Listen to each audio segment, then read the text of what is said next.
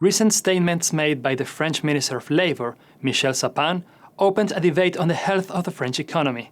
In a radio interview on January 27, Sapin said that France is bankrupt and therefore the state needs to implement programs to reduce its deficit.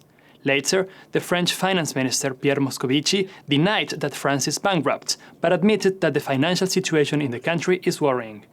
Moscovici showed particular concern regarding the country's debt. France's public debt is still well below the debt levels of countries such as Italy, Greece and Portugal, but it has risen by 26% since 2007 and currently accounts for roughly 90% of the country's GDP.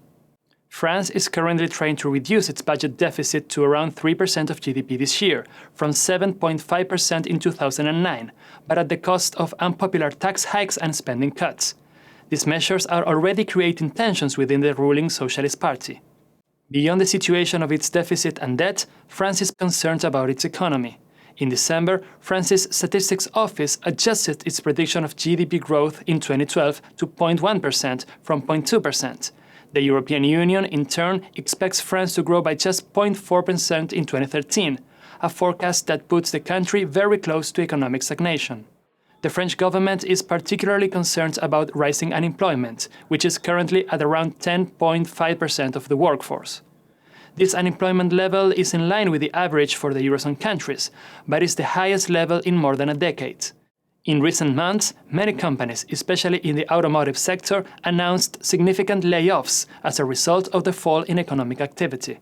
Paris is also concerned about the loss of competitiveness of the French economy. Since late 2012, the government of François Hollande is in negotiations with the French unions to reform labor law. In early January, Hollande reached an agreement with 3 of the 5 major French unions to introduce reforms in the labor legislation. However, these proposals have yet to be voted in Parliament, and the 2 unions that disagree with the reforms have said that they will try to block them, raising the prospect of street protests. Despite these warning lights in the French economy, Paris still manages to borrow at low interest rates, which means that the international markets still consider France as a solvent country.